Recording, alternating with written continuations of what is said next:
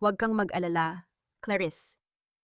Para sa akin, si Rosalind ay parang isang katulong lamang na may marriage contract.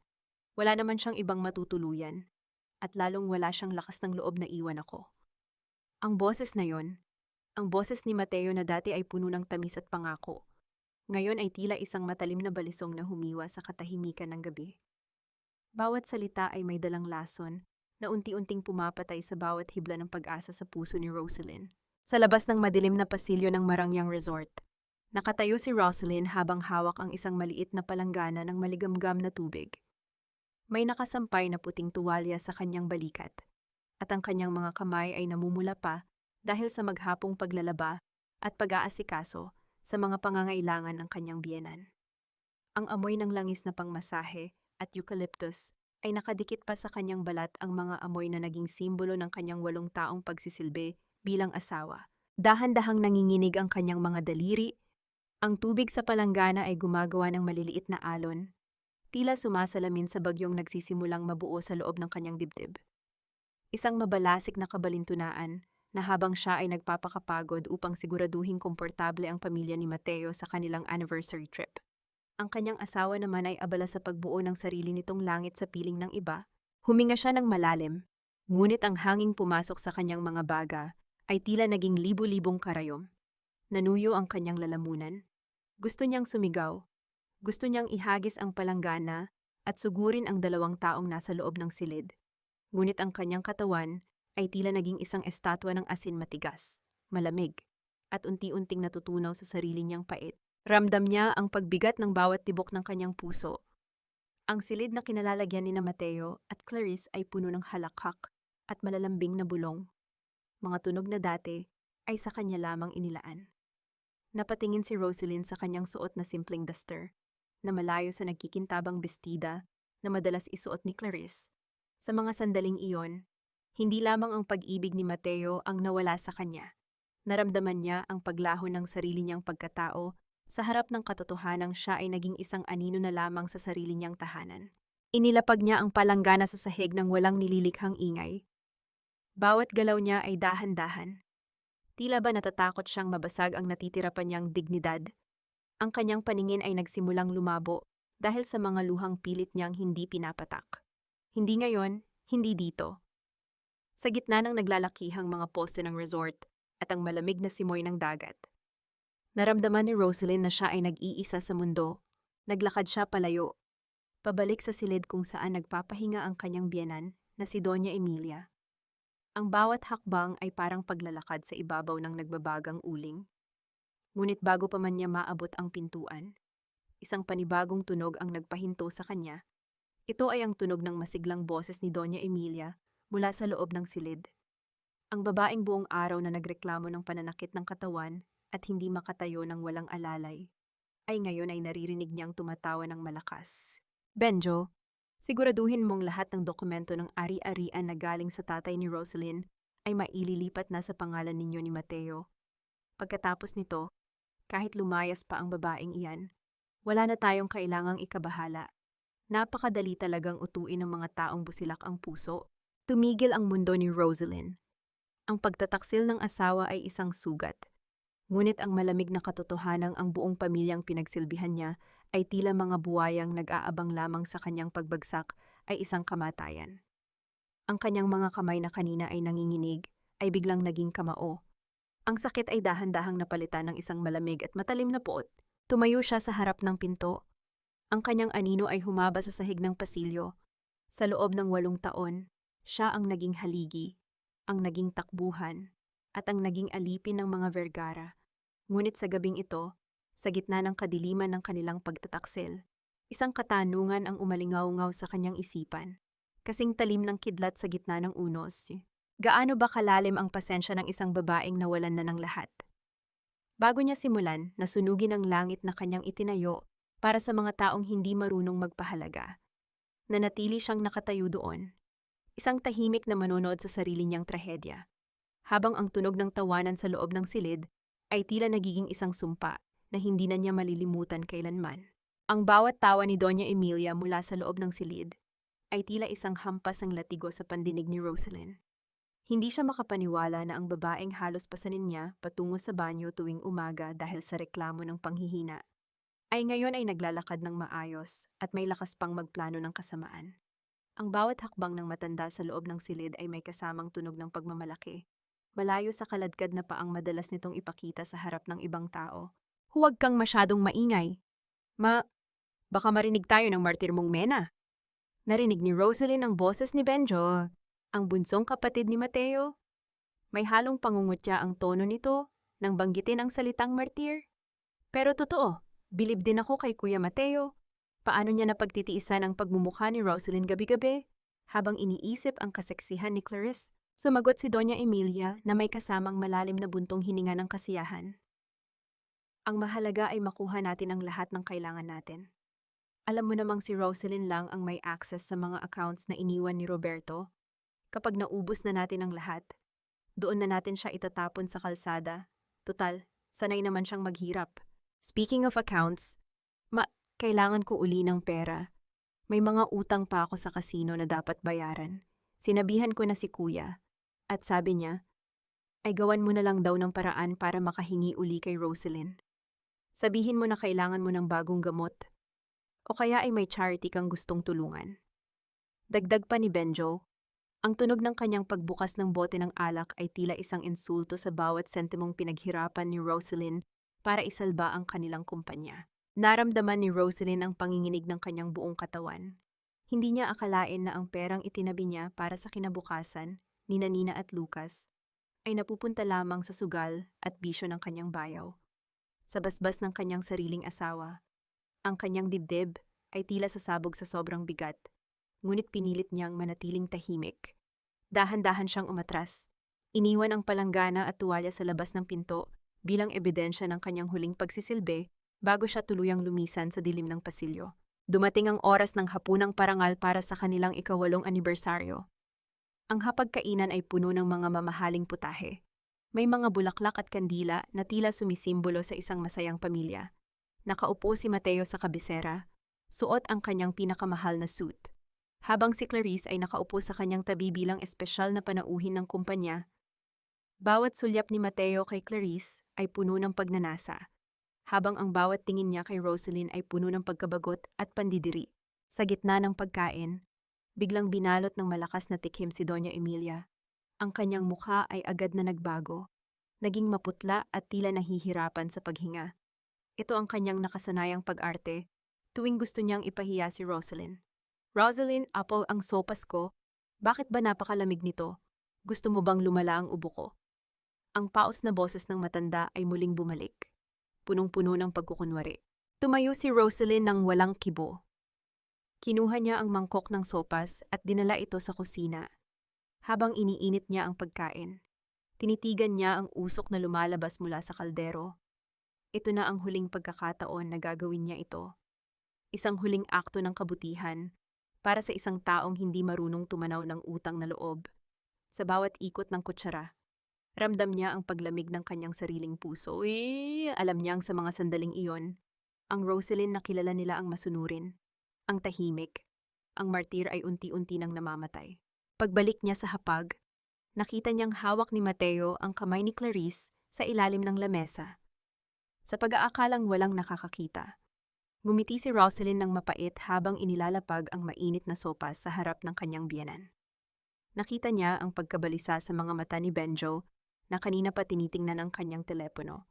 Tila may iniiwasang tawag mula sa isang taong naniningil ng utang.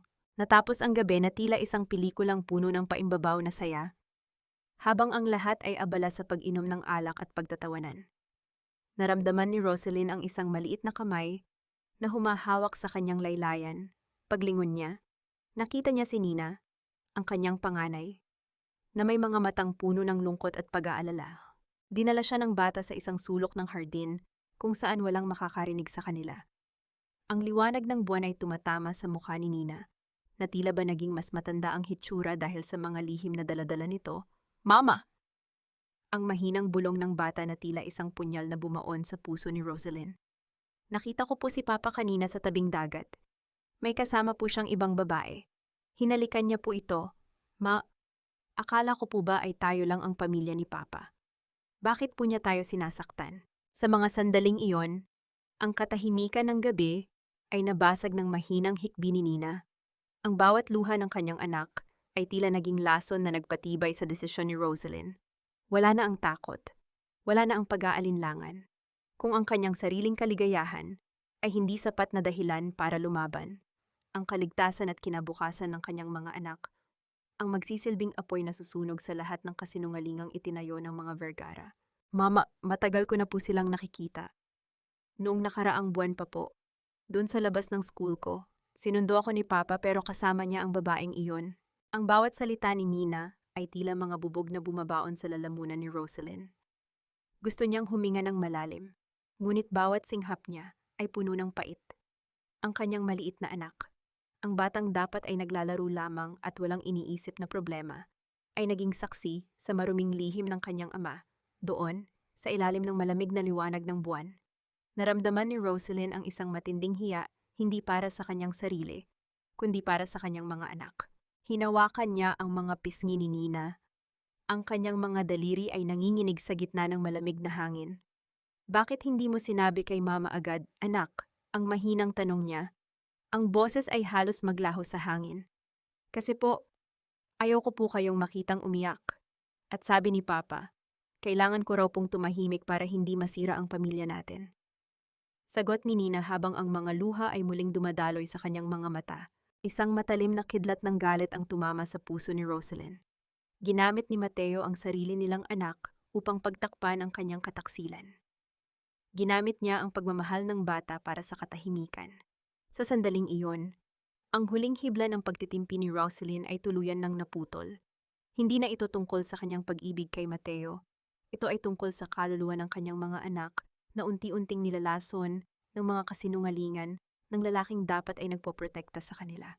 Iniwan niya si Nina sa ilalim ng pangangalaga ni Tita Lourdes sa isang sulok ng resort at naglakad siya patungo sa loob ng gusali. Ang kanyang bawat hakbang ay may dalang bigat. Tila ba ang bawat hibla ng kanyang duster ay naging bakal? Pumasok siya sa banyo ng mga babae upang maghilamos, upang hugasan ang malagkit na pakiramdam ng pagtataksil na tila nakadikit sa kanyang balat. Ngunit bago pa man niya mabuksan ang gripo, bumukas ang pinto at pumasok ang isang babaeng puno ng ningning at pabango. Si Clarice, huminto ito sa harap ng malaking salamin, kinuha ang kanyang lipstick, at tila hindi napansin ang presensya ni Rosalyn sa gilid. Pagkatapos, itinaas ni Clarice ang kanyang kamay upang ayusin ang buhok. At doon ay kislap ng isang dambuhalang diamante ang tumama sa mga mata ni Rosalyn. Maganda, di ba ang mapang-uyam na boses ni Clarice ang bumasag sa katahimikan? Lumingon ito kay Rosalyn. Ang mga mata ay puno ng tagumpay. Mateo gave this to me kanina lang. Sabi niya, it's a symbol of our new beginning. You know, Rosalyn, you really should look at yourself in the mirror. You look so tired. No wonder Mateo is looking for something more. Fresh. Hindi kumibo si Rosalyn. Pinanood niya ang bawat galaw ni Clarice. Ang bawat kumpas ng kamay nito na tila ba ang buong mundo ay pag-aari na niya. Ang singsing na iyon alam ni Rosalyn kung saan nanggaling ang perang pambili roon. Iyon ang perang dapat ay pambayad sa matrikula ng mga bata para sa susunod na taon. You're just a phase, Clarice. Ang malamig na sagot ni Rosalyn. Ang kanyang boses ay walang anumang emotion. And that ring, it's bought with my sweat and my father's money. Wear it well, because it carries the weight of a family you're trying to destroy. Tumawa ng malakas si Clarice. Isang tunog na tila nagpapahiwatig ng kawalan ng galang. Oh, Rosalyn, still the martyr wife. Mateo doesn't love you anymore. He only stays because you're convenient. You're just a glorified nanny to his mother and children. Accept it, it's over. Lumabas si Clarice na may dalang tagumpay sa kanyang bawat hakbang. Nanatili si Rosalyn sa harap ng salamin. Tinititigan ang kanyang sariling refleksyon. Ang kanyang mga mata ay hindi na puno ng luha. Ang mga ito ay naging kasing tigas ng bato. Naglakad siya patungo sa kanilang suite, kung saan nakita niya si Mateo na nakasandal sa balkonahe, umiinom ng wine.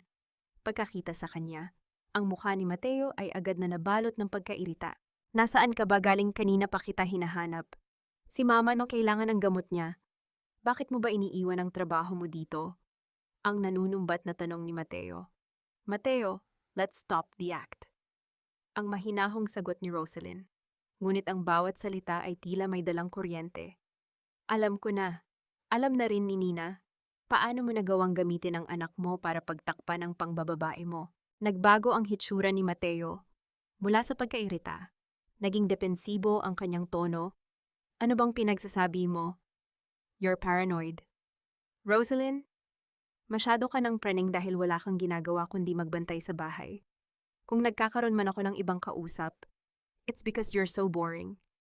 Wala ka nang alam pag-usapan kundi ang mga bata, ang gamot ni mama, at ang mga gastusin. You've become a burden, not a wife. Ang bawat salita ni Mateo ay tila isang sampal na hindi tumitigil. Ngunit sa halip na masaktan, lalong naging malinaw ang paningin ni Rosalyn. Ang lalaking ito ay hindi na ang lalaking pinakasalan niya. Ito ay isang estranghero na puno ng kapalaluan. Isang burden diyang ulit ni Rosalyn. May halong mapait na tawa. Ang burden na ito ang nagligtas sa kumpanya mo. Ang burden na ito ang nag-alaga sa nanay mo habang ikaw ay nagsasaya. At ang burden na ito, yung huling tao na magliligtas sa iyo sa oras na bumagsak ka. Tumalikod si Rosalyn at pumasok sa silid upang kunin ang kanyang mga gamit. Hindi na siya maghihintay ng bukas. Bawat sandaling mananatili siya sa ilalim ng bubong na ito ay isang pagkakasala sa kanyang sarili at sa kanyang mga anak. Mabilis niyang inimpake ang mga damit nila ni Nina at Lucas.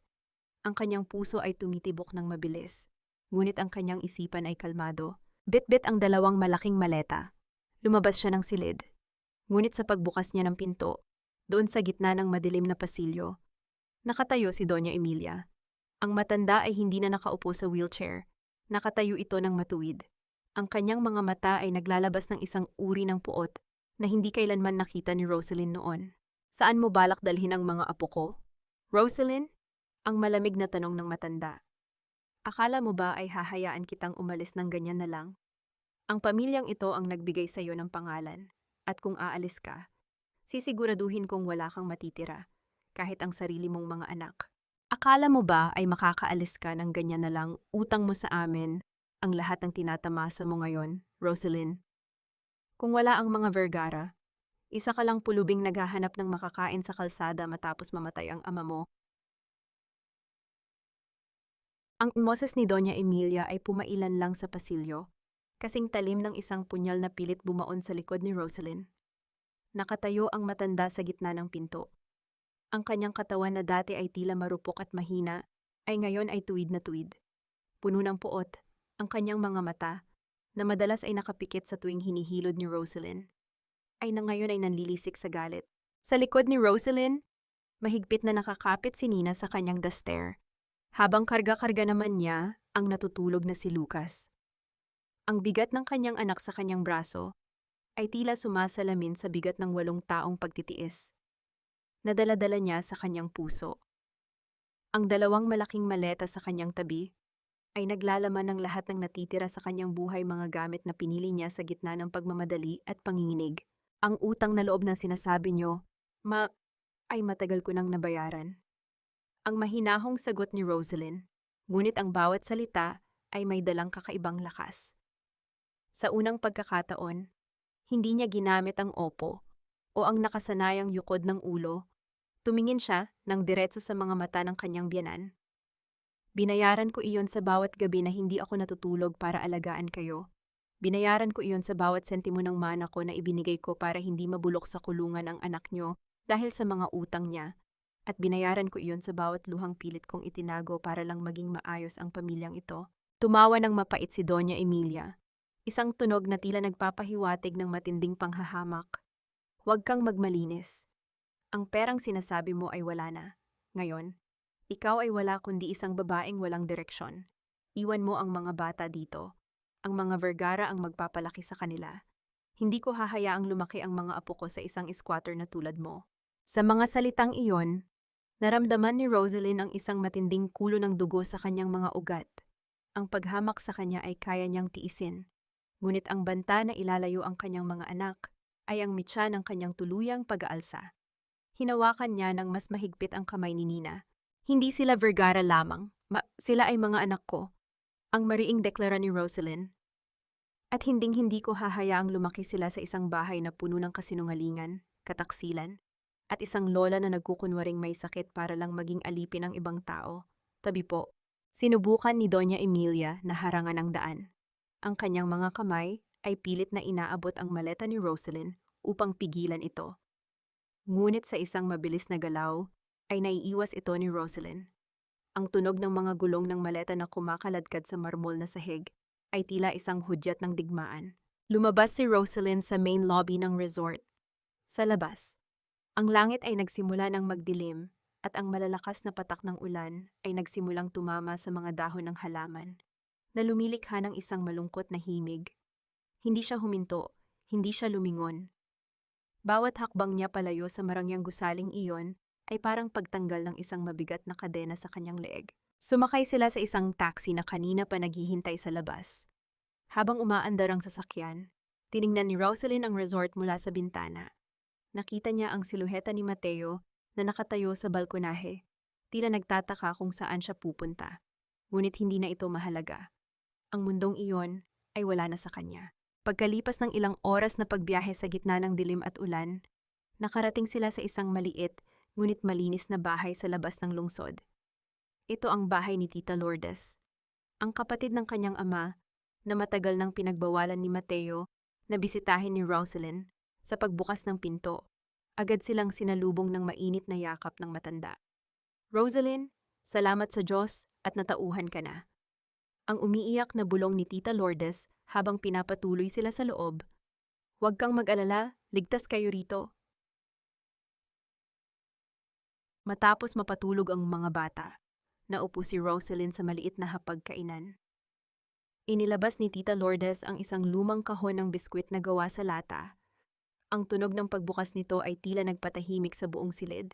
Bago mamatay ang papa mo, ibinigay niya ito sa akin. Sabi ni Tita Lourdes. Ang kanyang mga mata ay puno ng kahulugan. Sabi niya, ibigay ko lang ito sa iyo sa sandaling handa ka na ring iwan ang lahat para sa sarili mong dangal. Alam ni Roberto na mangyayari ito. Rosalyn, alam niyang hindi mo deserve ang mga Vergara. Dahan-dahang binuksan ni Rosalyn ang kahon.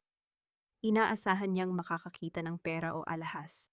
Ngunit ang nakita niya ay mga dokumentong nakatupi ng maayos. Sa itaas ng mga papel, may isang maikling sulat mula sa kanyang ama. Para sa aking Rosalyn, ang langit ay hindi matatagpuan sa piling ng iba, kundi sa loob ng iyong sarili. Nang buksan niya ang mga dokumento, halos tumigil ang tibok ng kanyang puso. Hindi lamang ito mga papeles ng lupa. Ito ay isang sertipiko ng pagmamay-ari ng 42% ng kabuuang co-fund ng Vergara Group na nakapangalan sa kanya at hindi kailanman maaaring ilipat sa asawa. Napahawak si Rosalyn sa kanyang dibdib. Ang bawat patak ng ulan na tumatama sa bubong ng bahay ni Tita Lourdes ay tila naging isang kanta ng pag-asa. Meron siyang sandata, meron siyang kapangyarihan na hindi alam ng kahit na sino sa pamilya Vergara. Ngunit sa gitna ng kanyang pagkagulat, isang tanong ang pumasok sa kanyang isipan habang tinititigan ang lagda ng kanyang ama. Kung alam ni Don Roberto na magtataksil si Mateo, ano pa ang ibang mga lihim na itinago ng kanyang ama sa loob ng kahon na ito, anak? Ang iyong ama ay hindi bulag. Nakita niya ang bawat sulyap ni Mateo sa iyong pera at ang bawat patak ng pawis mo na hindi nila pinapahalagahan. Ang boses ni Tita Lourdes ay tila isang mainit na kumot na bumabalot sa nanginginig na katawan ni Rosalyn. Sa maliit na kusinang iyon, kung saan ang tanging liwanag ay nagmumula sa isang lumang bumbilya na bahagyang kumukurap. Binasa ni Rosalyn ang bawat titik sa mga dokumentong hawak niya. Ang bawat salitang isinulat ng kanyang ama ay tila isang tinig mula sa kabilang buhay. Nagpapaalala sa kanya na siya ay minahal at pinrotektahan bago pa man dumating ang unos. Ipinaliwanag ni Tita Lourdes na bago pumanaw si Don Roberto, lihim itong nagpa-audit sa kumpanya at nalaman ang tungkol sa mga maling desisyon ni Mateo. Ngunit sa halip na bawiin ang lahat, nagpa siya ang matanda na gumawa ng isang trust fund at ilagay ang 42% ng co-fund sa ilalim ng pangalan ni Rosalyn. Isang kondisyon ang nakalagay. Maaari lamang itong gamitin ni Rosalyn sa sandaling mapirmahan ang isang legal na hiwalayan o kung mapapatunayang may pagtataksil na nagaganap. Ibinigay niya sa iyo ang susi ng iyong kalayaan. Rosalyn, hinihintay ka lang niyang magkaroon ng lakas ng loob na buksan ang pinto. Dagdag ni Tita Lourdes habang hinahawakan ang malamig na kamay ng kanyang pamangkin. Sa mga sumunod na araw, ang buhay ni Rosalyn ay nagbago ng husto. Wala na ang malawak na hardin at ang mga katulong na naglilinis ng bawat sulok ng bahay. Ngayon, siya na ang gumagawa ng lahat mula sa pagluluto sa maliit na kalan hanggang sa paglalaban ng mga damit ni Nina at Lucas sa isang batya. Ngunit sa kabila ng pagod, may isang uri ng kapayapaan na ngayon lamang niya naramdaman.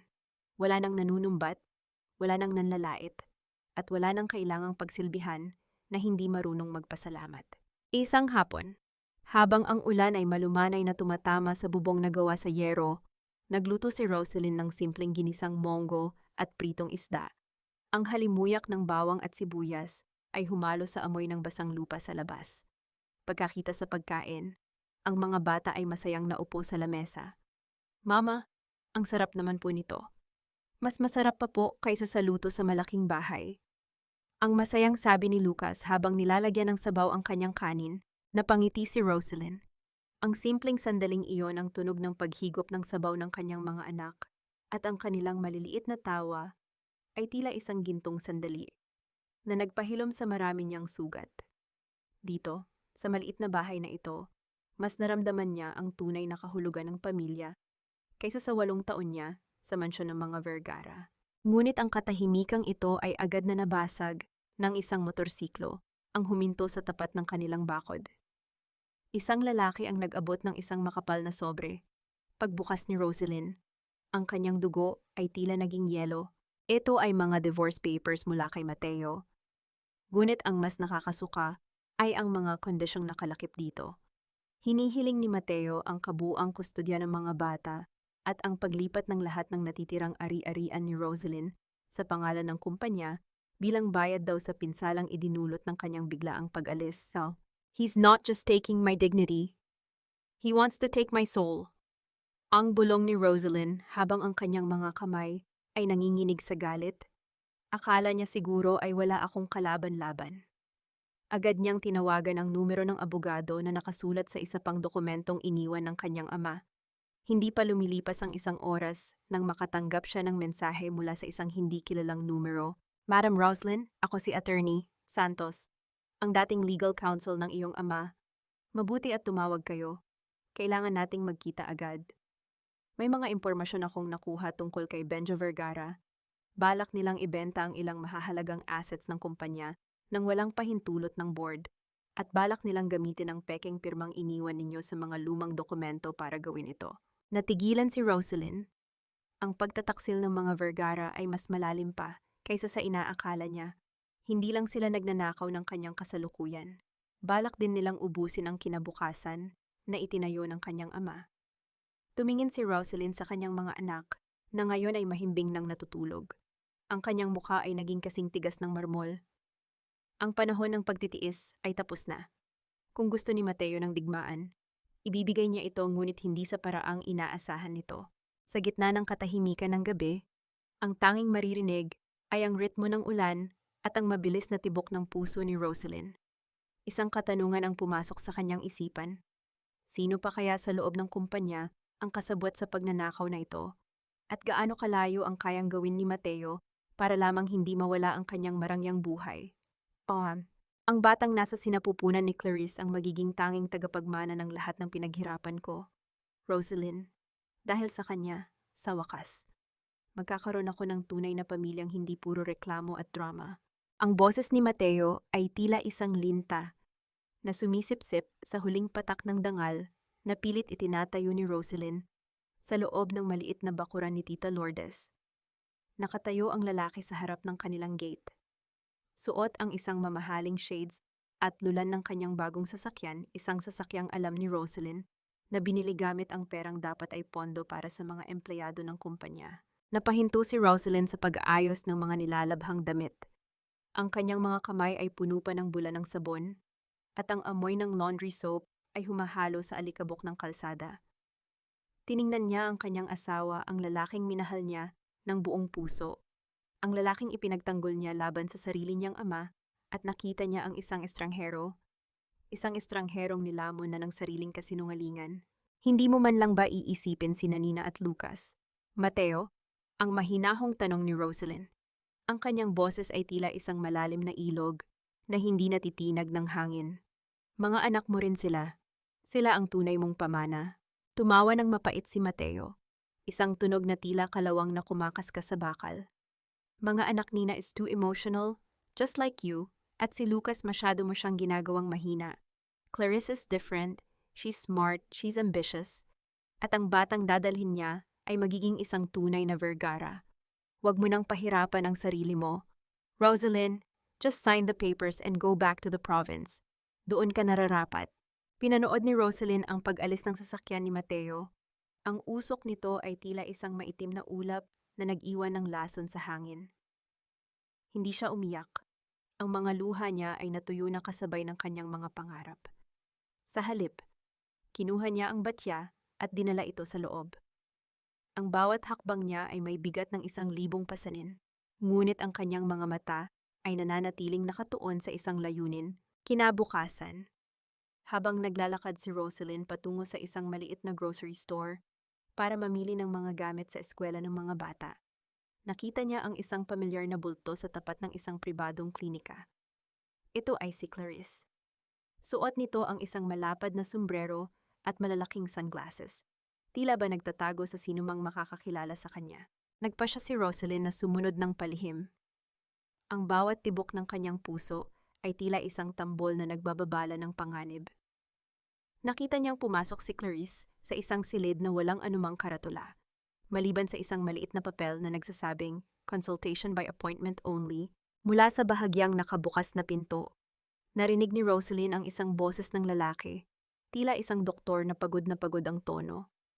Clarice, delikado ang ginagawa natin.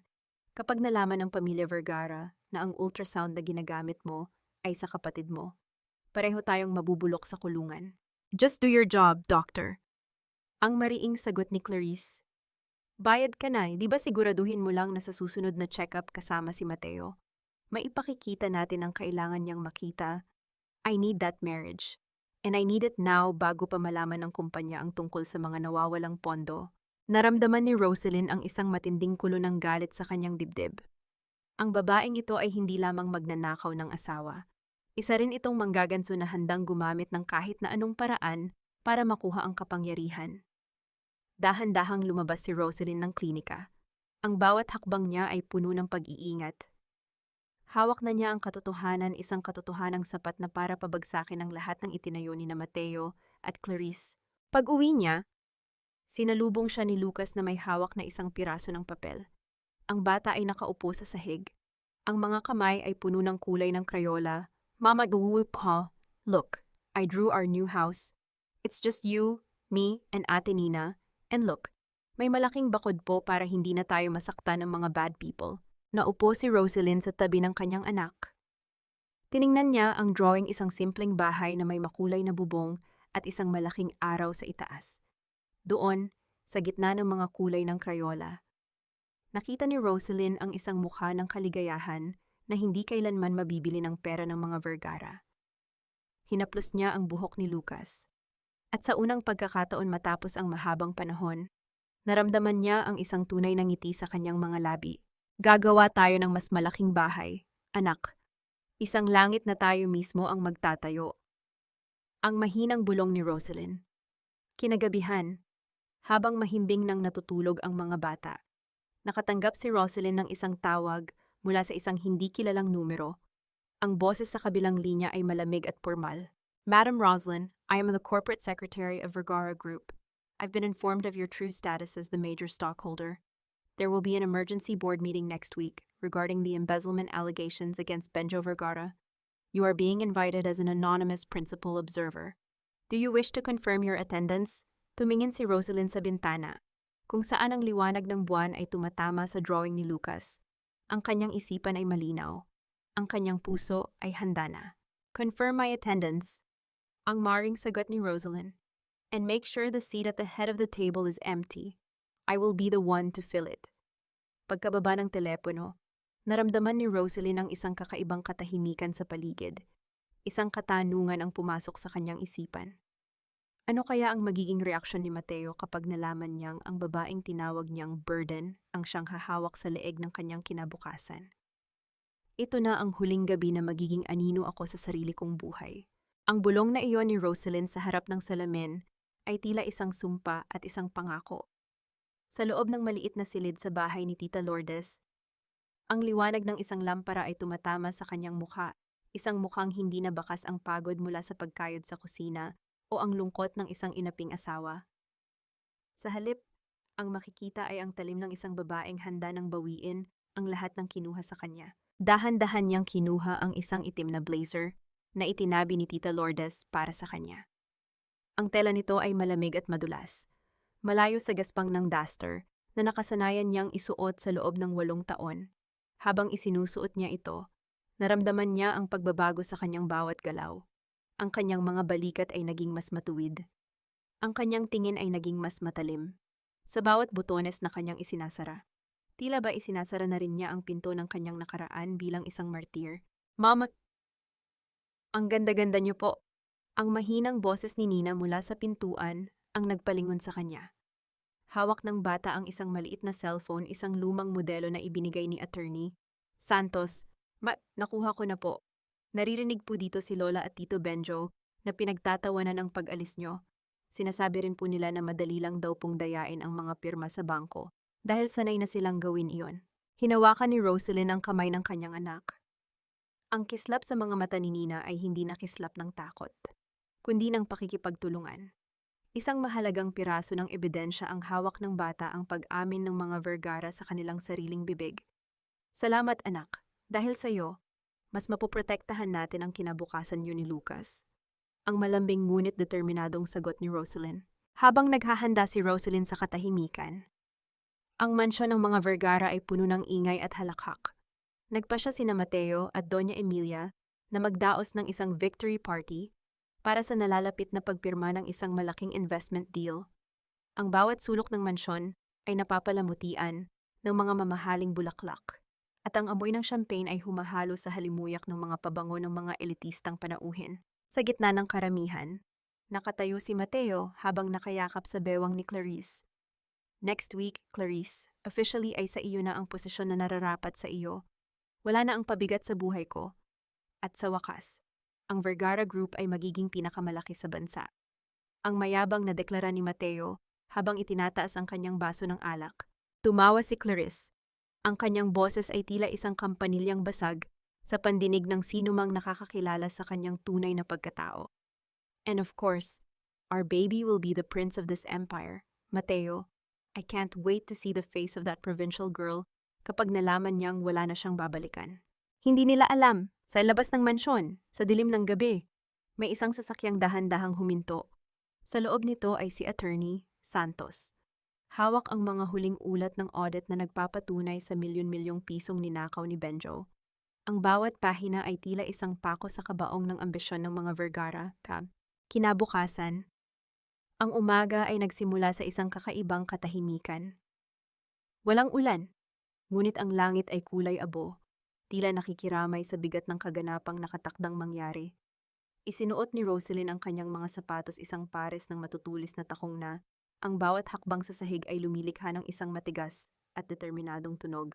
Kasing lakas ng pintig ng kanyang puso. Tumingin siya sa salamin sa huling pagkakataon. Wala na ang Rosalind na umiiyak sa gilid ng kama. Ang nasa harap niya ngayon ay ang anak ni Don Roberto, ang tunay na tagapagmana ng isang imperyo. Handa na ang lahat, Madam Rosalind. Ang boses ni Attorney Santos sa telepono. Nagsisimula na ang mga board members na pumasok sa conference room. Si Mateo ay nandoon na rin, kampante sa kanyang upuan. Sumakay si Rosalind sa isang marangyang itim na sasakyan, habang tinatahak nila ang daan patungo sa building ng Vergara Group. Pinagmamasdan niya ang mga gusaling dinadaanan. Dati, ang tingin niya sa mga ito ay mga simbolo ng kapangyarihan na hindi niya kailanman maaabot. Ngayon, alam niyang siya ang may-ari ng isa sa pinakamataas na gusali doon. Huminto ang sasakyan sa tapat ng main entrance. Nakita ni Rosalind si Mateo na nasa labas.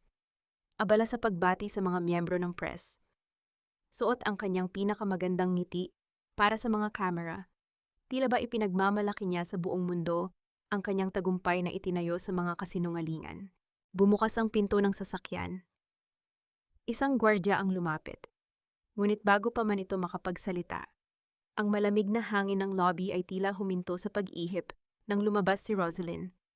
Ang bawat hakbang niya patungo sa pintuan ay may dalang awtoridad na nagpatahimik sa mga taong nasa paligid.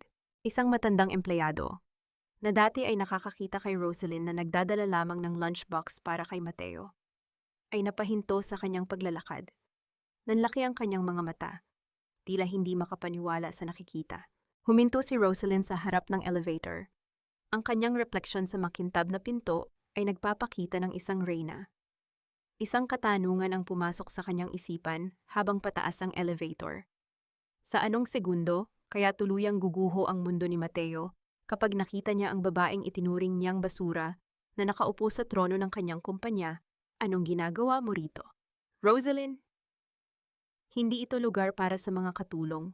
Umalis ka na bago pa kita ipakaladkad sa mga security. Ang boses ni Mateo ay umaling-aungaw sa loob ng malawak at malamig na conference room. Ang bawat salita niya ay puno ng puot at labis na paghamak. Tila ba ang presensya ni Rosalyn ay isang dumi sa gitna ng silid na puno ng mga taong nakasuot ng mamahaling barong at suit. Sa tabi niya, si Clarice ay bahagyang tumawa. Ang kanyang mga mata ay puno ng kislap ng tagumpay habang tinititigan ang kanyang bago at makintab na kuko. Hindi kumibo si Rosalyn. Nanatili siyang nakatayo sa may pintuan. Ang kanyang likod ay tuwid na tuwid at ang kanyang tingin ay diretso sa mga mata ni Mateo. Ang katahimikan niya ay may dalang bigat na tila unti-unting pumapawi sa ingay ng mga nag-uusap na board members. I said, "Leave, are you deaf?" Muling sigaw ni Mateo. Ang kanyang mukha ay nagsimulang mamula sa galit. Kung nandito ka para magmakaawa na bumalik sa mansyon, kalimutan mo na, tapos na tayo. At ang mga bata, huwag mo nang balak na gamitin sila para makahingi ng pera. Sa mga sandaling iyon, tumayo si Attorney Santos mula sa likuran ni Rosalyn. Inilapag niya ang isang makapal na leather na folder sa mahabang lamesa na gawa sa mahogany. Ang tunog ng pagtama ng folder sa lamesa ay tila isang hudyat na nagpatahimik sa buong silid. Mr. Mateo Vergara, mangyaring maupo ka at matutong gumalang sa iyong nakatataas. Ang malamig at formal na boses ni Attorney Santos ang bumasag sa tension. Hindi narito si Madam Rosalyn para magmakaawa. Narito siya dahil siya ang nagmamay-ari ng upuang kinakatawan mo ngayon. Isang malakas na bulungan ang sumabog sa loob ng silid. Ang mga board members ay nagkatinginan. Ang iba ay nagtataka. Ang iba naman ay tila nahulaan na ang mangyayari. Ang mukha ni Mateo ay dumaan sa iba't ibang kulay mula sa pula patungo sa isang maputlang puti na tila ba nakakita ng isang multo. What are you talking about? My father-in-law is dead. All his shares were supposed to be mine as the husband. Ang nanginginig na boses ni Mateo, ngunit ang kanyang yabang ay nagsisimula ng mabasag. Dahan-dahang naglakad si Rosalyn patungo sa dulo ng lamesa, ang head of the table. Ang bawat hakbang ng kanyang sapatos ay lumilikha ng isang matigas at determinadong ritmo sa sahig.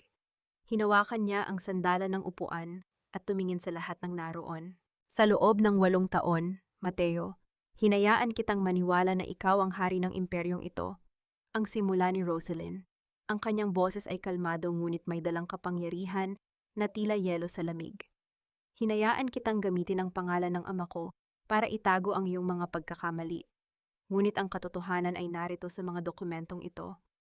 42% ng kumpanyang ito ay nakapangalan sa akin bago pa man tayo ikasal. At dahil sa paglabag mo sa moral clause ng ating marriage contract at sa kumpanya, ang lahat ng iyong kapangyarihan ay opisyal ng binabawi simula sa segundong ito. Naupo si Rosalyn sa upuan ng pinuno. Ang kanyang bawat galaw ay puno ng awtoridad na tila ba doon talaga siya nararapat mula pa noong una. Ang tingin ni Mateo ay hindi na makatingin ng diretso sa kanya. Ang kanyang panga ay tila nanigas. At ang pawis ay nagsimulang tumulo mula sa kanyang noo kahit na napakalamig ng aircon sa loob ng silid. Inilabas ni Rosalyn ang isa pang set ng mga papel ang audit report.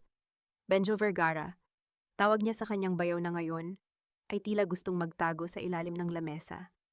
Ang 200 milyong piso na nawala sa pondo ng kumpanya noong nakaraang buwan, nahanap na namin kung saang account ito napunta, sa account mo sa Macau, at alam ni Mateo ang bawat sentimong ninakaw mo. Ang silid ay binalot ng isang nakabibinging katahimikan. Ang mga board members, na dati ay yumuyukod kay Mateo, ay ngayon ay nakatingin dito ng may pandidiri. Si Clarice, sa kabilang dako, ay unti-unting lumalayo sa tabi ni Mateo. Tila ba natatakot na madamay sa bumabagsak na gusali. Ngunit hindi pa doon nagtatapos si Rosalind. Ang kanyang mga mata ay lumipat kay Clarice, na ngayon ay pilit na itinatago ang kanyang tiyan sa likod ng kanyang mamahaling bag. Isang mapait na ngiti ang sumilay sa mga labi ni Rosalind. Kinuha niya ang isang kulay dilaw na folder at malakas itong ibinalibag sa gitna ng lamesa, sa tapat mismo ni Mateo at Clarice. Ang tunog ng pagbagsak nito ay tila isang huling hatol. Akala niyo ba ay hindi ko malalaman? Ang tanong ni Rosalind. Ang bawat salita ay tila isang matalim na karayom. Ang batang ipinagmamalaki niyo, ang batang sinasabi mong magiging tagapagmana ng pamilya Vergara. Nasaan siya? Clarice, o baka dapat kong itanong, nasaan ang kapatid mong buntis na kinuhanan mo ng ultrasound para lokohin ang asawa ko? Nanlaki ang mga mata ni Mateo. Lumingon siya kay Clarice. Ang kanyang mukha ay puno ng pagkalito at nagsisimulang galit. Ngunit si Clarice ay hindi na makasagot. Ang kanyang mukha ay naging kasing puti ng papel at ang kanyang mga labi ay nanginginig sa takot. Tinitigan ni Rosalind si Mateo sa huling pagkakataon sa gabing iyon. Ngayon, Mateo, sabihin mo sa akin, sino sa atin ang tunay na pasanin? Isang katanungan ang pumasok sa isipan ng lahat sa loob ng silid habang pinapanood ang pagbagsak ng mga Vergara. Paano kaya magagawa ni Mateo na harapin ang buong mundo ngayong wala na siyang pera, wala na siyang kumpanya, at maging ang anak na inaasahan niyang magliligtas sa kanyang dangal ay isa lamang palang malaking kasinungalingan? Hindi totoo yan. Sinungaling ka. Rosalind, inggit ka lang dahil ako ang mahal ni Mateo at ako ang magbibigay sa kanya ng anak na hindi mo nagawa. Ang matinis na boses ni Clarice ay umalingaw-ngaw sa loob ng conference room. Tila isang basag na plaka na pilit ibinabalik ang nawalang awtoridad. Nanginginig ang kanyang mga kamay habang itinuturo si Rosalind. Ngunit ang kanyang mga mata ay puno ng takot na hindi niya maitago. Ang kanyang paghinga ay naging mabilis, at ang bawat butil ng pawis sa kanyang noo ay tila isang saksi sa kanyang mga kasalanan. Nanatiling kalmado si Rosalind. Hindi siya natinag sa pagsigaw ng babaeng sumira sa kanyang pamilya. Dahan-dahan niyang itinulak ang isang tablet patungo sa gitna ng lamesa, kung saan nakabukas ang isang video call. Ang mukha ng doktor na kinakausap ni Clarice sa klinika ay lumitaw sa screen. Ang mukha nito ay puno ng pagsisisi at takot. Ipinagtapat na ni Dr. Alcantara ang lahat. Clarice, maging ang kapatid mo na siyang tunay na may-ari ng ultrasound ay nagbigay na rin ng pahayag kapalit ng hindi pagsasampa ng kaso laban sa kanya. Ang malamig na pahayag ni Rosalind, ginamit mo ang pangarap ng asawa ko para sa sarili mong ambisyon. Ginamit mo ang isang batang hindi naman umiiral para magnakaw ng buhay na hindi sa iyo. Lumingon si Mateo kay Clarice. Ang kanyang mga mata ay nanlilisik sa galit at sakit. Ang kanyang panga ay tila nanigas at ang kanyang mga kamao ay nakakuyom ng mahigpit. Totoo ba? Ang mahinang tanong ni Mateo. Ang boses ay nanginginig sa puot. Totoo ba ang lahat ng ito? Clarice, niloko mo ako. Hindi nakasagot si Clarice. Napayuko siya. Ang kanyang mga balikat ay nanginig sa paghikbi na wala nang dalang simpatya mula sa sinuman. Sa isang iglap, isang malakas na tunog ng palad na tumama sa pisngi ang bumasag sa katahimikan ng silid. Bumaling ang mukha ni Clarice sa lakas ng sampal ni Mateo at ang kanyang katawan ay bahagyang natumba sa sahig. Walang hiyang babae ka, pinagkatiwalaan kita. Ibinigay ko sa iyo ang lahat. Ang sigaw ni Mateo, ang kanyang boses ay puno ng kapangitan ng kanyang sariling pagkatao. Sa mga sandaling iyon, nakita ng lahat ang tunay na kulay ni Mateo, isang lalaking marahas kapag nasasaktan ang kanyang ego. Mateo, tumigil ka. Ang mariing utos ni Rosalind.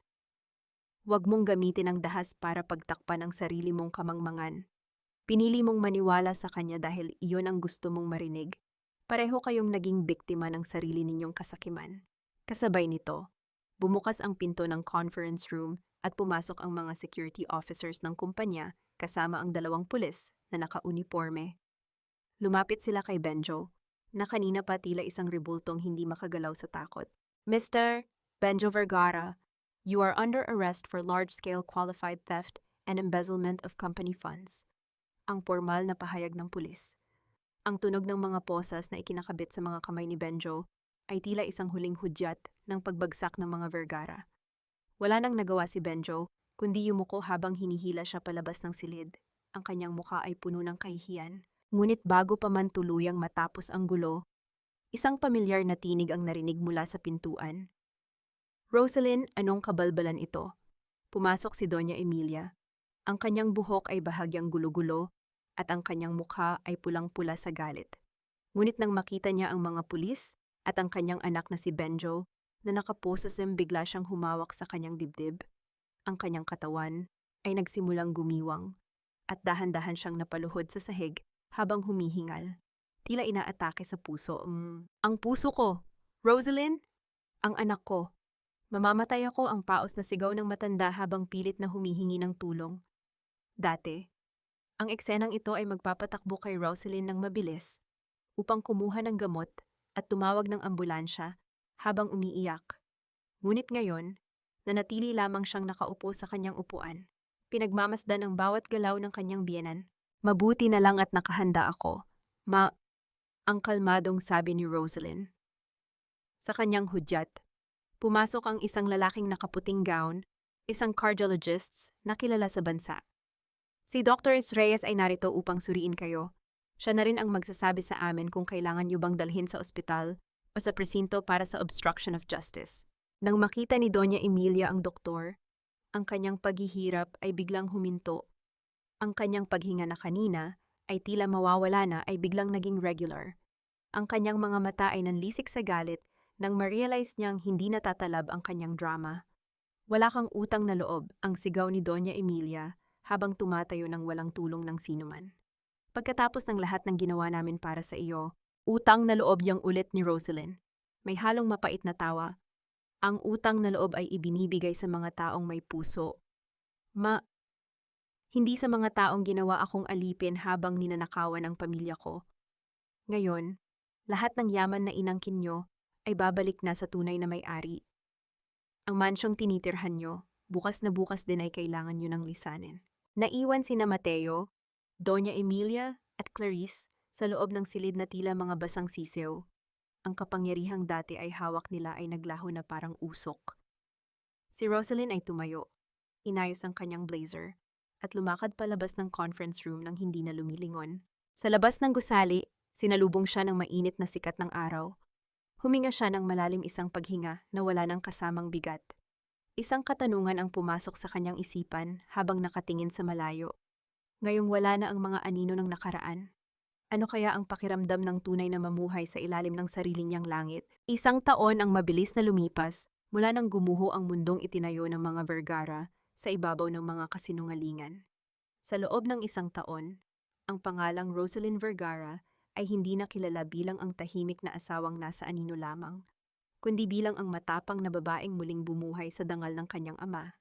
Ngunit sa likod ng tagumpay sa negosyo, ang mas mahalagang laban ni Rosalyn ay ang paghilom ng mga sugat na iniwan sa kanyang puso at sa puso ng kanyang mga anak.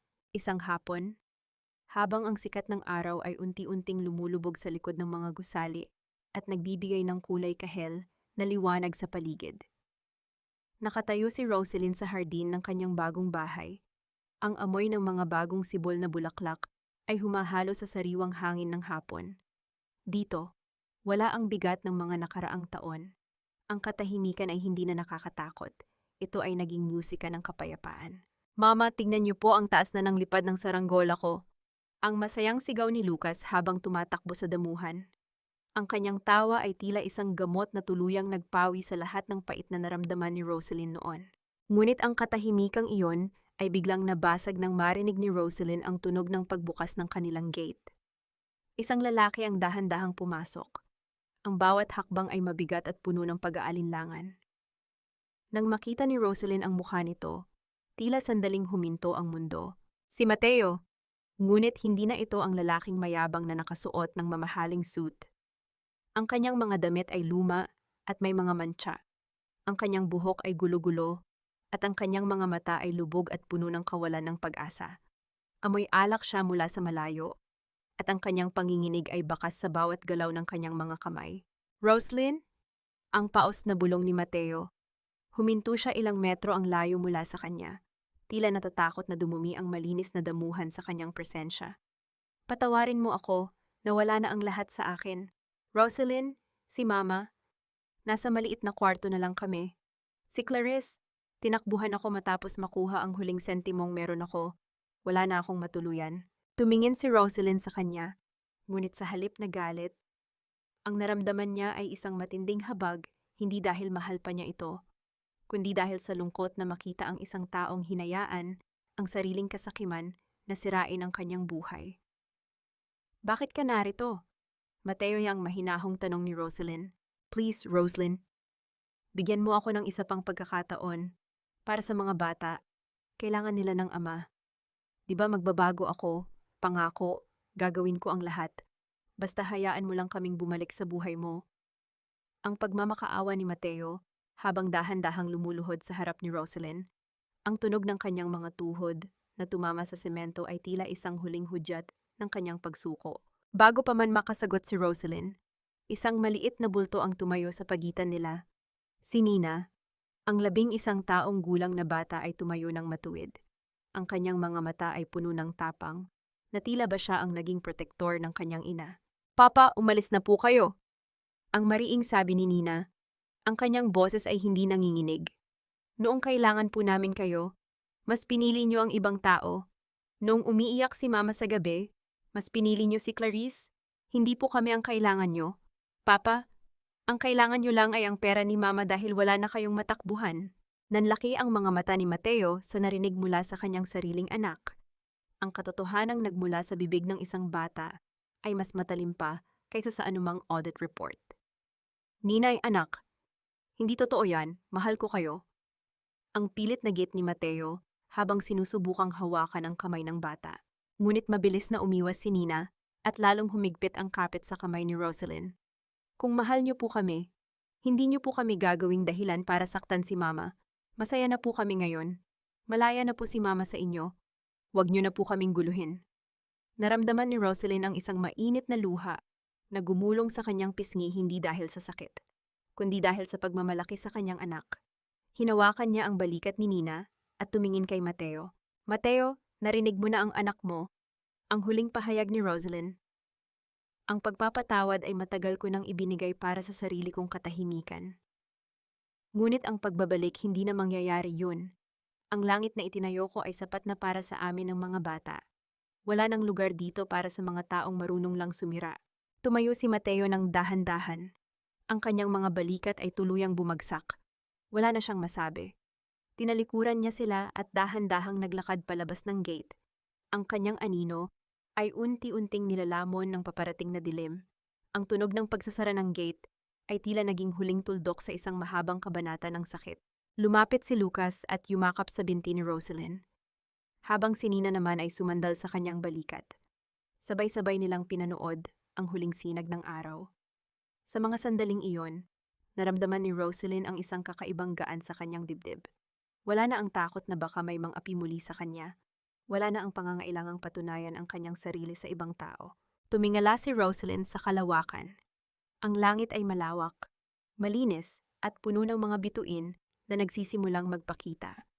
Alam niyang marami pa ring hamon ang darating, ngunit sa unang pagkakataon, alam niyang hindi na siya muling mawawala. Mama, look, may shooting star. Ang masayang sigaw ni Lucas. Pumikit si Rosalyn at bumulong sa hangin.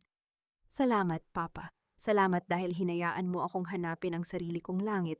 Sa gitna ng katahimikan ng gabi, ang tanging maririnig ay ang bulong ng hangin at ang tibok ng puso ng isang pamilyang sa wakas ay natagpuan na ang kanilang tunay na tahanan. Ang Rosalyn na dati ay isang anino lamang, ay ngayon ay naging pinakamaliwanag na bituin sa kanyang sariling kalawakan. Lumipas ang 5 taon at ang pangalang Rosalyn Vergara ay hindi lamang naging simbolo ng tagumpay sa mundo ng negosyo, kundi naging isang tanglaw ng pag-asa para sa maraming kababaihan. Sa gitna ng lungsod, itinayo niya ang bahay ni Roberto, isang foundation na kumakalinga sa mga inang biktima ng pang-aabuso at mga asawang nawalan ng direksyon sa buhay. Ang gusaling ito, na may malalawak na bintana at laging puno ng halimuyak ng sariwang kape at bulaklak, ang naging buhay na patunay na ang isang pusong nadurog ay kayang bumuo ng isang mas magandang bukas. Sa loob ng kanyang opisina, pinagmamasdan ni Rosaline ang isang larawan ng kanyang ama. Wala na ang kaba sa kanyang dibdib. Wala na ang pait na dati ay gumigising sa kanya sa hating gabi. Ang bawat linyang nakaukit sa kanyang mukha ay hindi na marka ng pagtitiis, kundi mga guhit ng karunungan at kapayapaan. Sa bawat babaeng lumalapit sa kanya upang humingi ng payo, nakikita ni Rosaline ang kanyang lumang sarili, ang babaeng handang ialay ang lahat para sa maling tao. At sa bawat pagkakataon, ang kanyang mensahe ay laging iisa. Ang tunay na utang na loob ay utang mo sa iyong sarili, na bigyan ng iyong kaluluwa ng pagkakataong lumipad. Samantala, sa isang malayong baryo sa probinsya, isang lalaki ang naglalakad sa ilalim ng matinding sikat ng araw. Si Mateo ay naging isang anino ng kanyang dating sarili. Nagtatrabaho siya bilang isang kargador sa palengke. Ang kanyang mga kamay na dati ay puro mamahaling relo lamang, ang suot ay ngayon ay puno na ng kalyo at sugat. Tuwing hapon, bago siya umuwi sa maliit na silid na inuupahan niya, kasama ang kanyang inang si Doña Emilia, na ngayon ay tuluyan ng nanghina at wala nang magawa kundi ang tumingin sa kawalan, humihinto siya sa tapat ng isang tindahan ng dyaryo. Doon, nakikita niya ang mukha ni Rosaline sa mga magazine.